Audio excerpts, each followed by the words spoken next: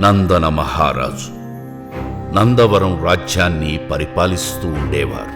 రాజధర్మ నిబద్ధతతో తన రాజ్య ప్రజల శ్రేయస్సు కోసం ప్రతిరోజు బ్రహ్మముహూర్తం నందున శ్రీ దత్తాత్రేయ స్వామి వారు ప్రసాదించిన దివ్య పాదుకలను ధరించి అపారమైన మనోబలంతో ఎవ్వరికీ తెలియకుండా కాశీకి వెళ్లి గంగానదిలో స్నానం చేసి విశ్వనాథుణ్ణి, విశాలాక్షి అమ్మవారిని దర్శించుకుని తిరిగి తెల్లవారేసరికి తన రాజ్యానికి చేరుకునేవారు.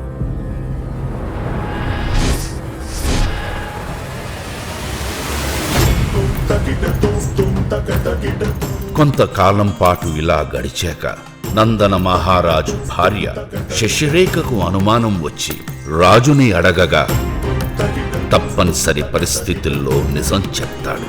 అయితే నన్ను కూడా తీసుకుని వెళ్ళండి అని రాణి అడగగా ఆమె మాట కాదనలేక రాజు రాణిను కూడా తీసుకుని కాశీకి వెళ్తాడు. తిరిగి వచ్చే సమయంలో రాణి శశిరేఖకు ఋతుచక్రం వచ్చిన కారణంగా పాదుకలు పనిచేయాలి. తన రాజ్యానికి సత్వరం చేరకపోతే రాజు జాడ తెలియక రాజ్యంలో అల్లకల్లోలం అవుతుందనే భయంతో దిక్కుతోచని రాజు ఆలయం దగ్గర ఉన్న బ్రాహ్మణులను చూసి వారిని తరుణోపాయం చూపించమని వేడుకుంటాడు.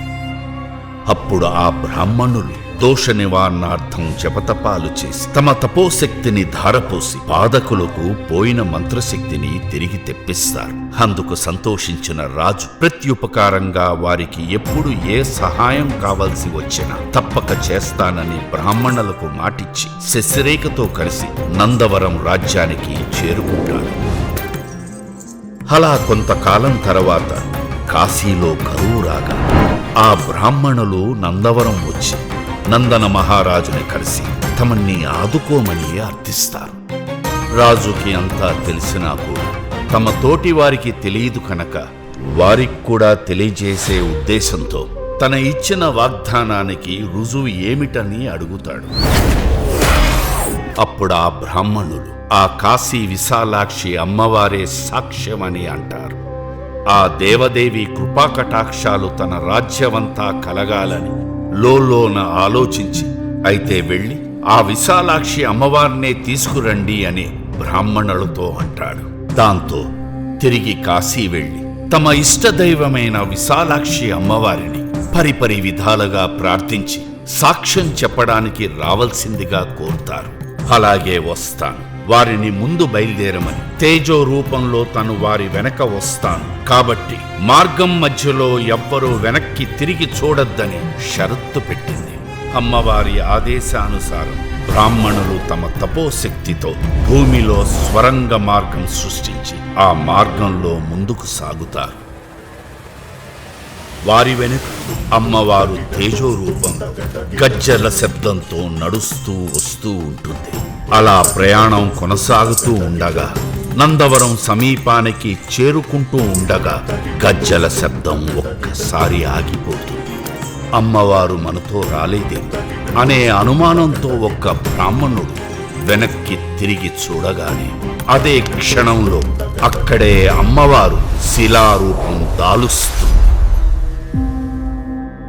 ఆ సండేశ్వరి గణగాంబేర్యన నా తమ్ములతో కలిశంబు పూజిస్తే కలిశంబులో నిలిస్తే అంబ జగదంబ బండారు చేపట్టి పతిమ గావించితే బండారు పత్రములో నిలిస్తే అంబ జగదంబ పొందురాని యొక్క బోనంబు కడవ గావిస్తే బోనంబు కడవలో నిలిస్తే అంబ జగదంబ కండ కండాలమనే ఆది పరంద జ్యోతి ముట్టిస్తే ఆది పరంద జ్యోతిలో నిలిస్తే అంబ జగదంబ బయలు వెళ్లిన చోట బహు ఉగ్ర దృష్టితో నిన్ను నమ్మిన వారిని నిజముగా రక్షించు అంబ జగదంబ సత్యము గల తల్లివమ్మ సకల రాక్షసులు సంహారి నిత్య పూజలు దైకొన్న నిర్జీవి చౌడమాంబ నందవరమందు నెలకొన్న నైకదాంబ శ్రీవీర చౌడమాంబ. ఈ విషయం గురించి తెలుసుకున్న నందన మహారాజు వెంటనే అక్కడికి చేరుకుని బ్రాహ్మణుని క్షమాభిక్ష కోరి అనంతరం అమ్మవారికి అక్కడే ఆలయాన్ని నిర్మించారు. అమ్మవారు ఉగ్ర రూపంగా ఉండడంతో ఆ రూపాన్ని గర్భగృహ ద్వారాల వెనకాల దాచి భక్తుల దర్శనార్థం అమ్మవారిని శాంత స్వరూపిణిగా ప్రతిష్ఠించారు. అదే దివ్య రూపాన్ని మనం నేడు దర్శించుకుంటున్నాం. ఆ కాలంలో నందవరంలో స్థిరపడిన బ్రాహ్మణులతో కలిసి తొగట వీర క్షత్రియులు కూడా చౌడేశ్వరి అమ్మవారిని తన కులదేవతగా భావించి ప్రతి సంవత్సరం భక్తి శ్రద్ధలతో జ్యోతి ఉత్సవాలు నిర్వహిస్తున్నారు. ఆ దివ్యమైన ఆచారాన్ని నాటి నుండి నేటి వరకు అమ్మవారి ఆశీర్వాదంతో మనమందరం కొనసాగిస్తున్నాం.